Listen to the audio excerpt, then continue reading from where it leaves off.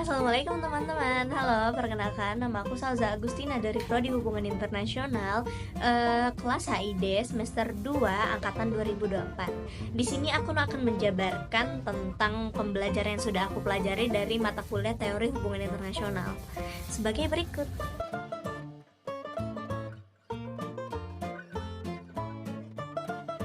Kalian tahu nggak sih udah berapa lama HI menjadi disiplin ilmu? HI itu telah resmi menjadi disiplin ilmu lebih dari 1 abad dan terus berlanjut mengalami perubahan seiring dengan dinamika global yang semakin kompleks.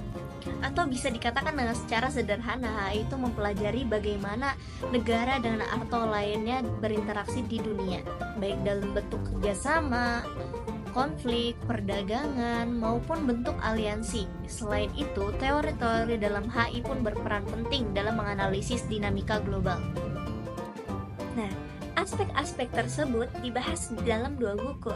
Yang pertama itu International Relations, Theory and Approaches, edisi kelima karya Robert Jackson and George Sorensen yang diterbitkan pada tahun 2016. Lalu yang kedua itu ada International Relations Theory, edisi kelima karya Paul R. Viotti and Murphy Copy yang diterbitkan pada tahun 2012.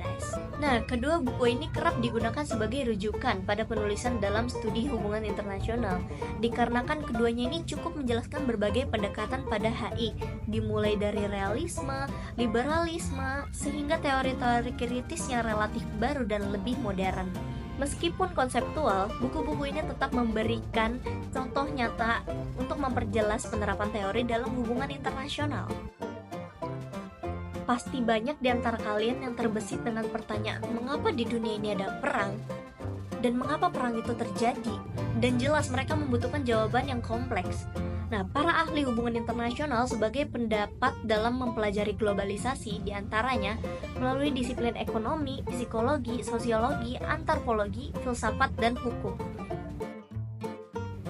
Lalu pembahasan selanjutnya adalah mengenai definisi teori. Kalian pasti nggak asing banget dong sama istilah teori. Nah, istilah teori ini dapat memiliki makna yang berbeda bagi setiap orang tergantung pada perspektif dan konteksnya.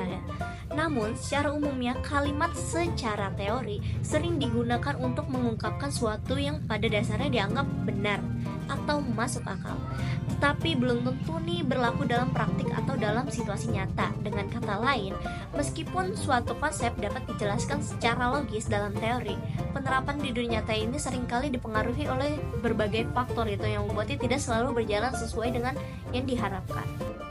Dalam konteks hubungan internasional sendiri, teori ini berfungsi sebagai alat untuk memahami, menganalisis, dan memprediksi dinamika serta interaksi antar negara maupun aktor non-negara. Beberapa ahli teori juga mengungkapkan pandangan yang berbeda tentang realitas politik di kancah internasional. Seperti contohnya ada Ernst Haas, seorang ahli teori liberal yang lebih berfokus pada agensi manusia daripada faktor sebab akibat lainnya. Dan ada pula Kenneth Wolff, seorang teoritis realis yang cenderung memiliki pandangan yang lebih gelap tentang manusia dan melihat dunia internasional sebagai persaingan. Dari kedua buku ini dijelaskan 2 konsep dasar dalam teori hubungan internasional, yaitu realisme dan liberalisme. Siapa sih yang nggak tahu realis dan liberal?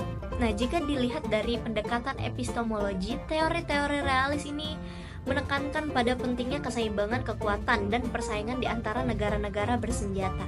Sedangkan dalam teori liberal, teori ini menekankan pentingnya kerjasama di antara negara untuk menjaga perdamaian, kebebasan, dan mencapai perubahan. Pada awal abad ke-20, pasca Perang Dunia Pertama dan Kedua, mulai terjadi konflik antara idealisme dan realisme. Nah, pada abad ini juga teori realis mulai berkembang pesat.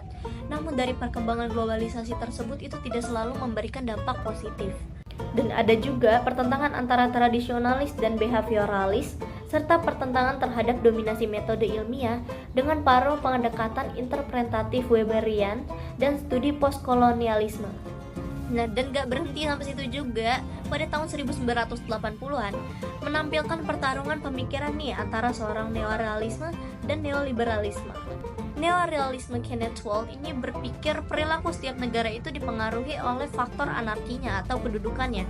Sementara Robert Cohen percaya nih bahwa institusi ini dapat mengurangi dampak anarki dan memfasilitasi kerjasama antar berbagai negara. Perbedaan cukup kontras bukan? Pantas mereka debat. Nah, kalian tahu nggak sih peran teori itu dalam hubungan internasional gimana?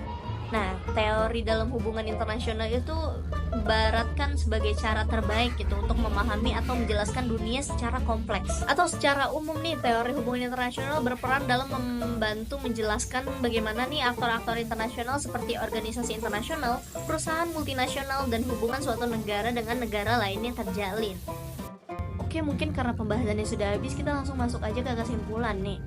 Jadi kesimpulannya, studi hubungan internasional itu telah berkembang menjadi disiplin ilmu itu udah lama ya, udah 1 abad lebih dengan teori-teori yang membantu menjelaskan dinamika global. Meskipun teori-teori ini terus berkembang dan berubah menyesuaikan dengan perubahan dunia, mereka tetap menjadi alat dasar bagi para peneliti dan pembuat kebijakan dalam memahami dan meramalkan dinamika interaksi internasional di masa depan. Oke, mungkin segitu aja dari aku.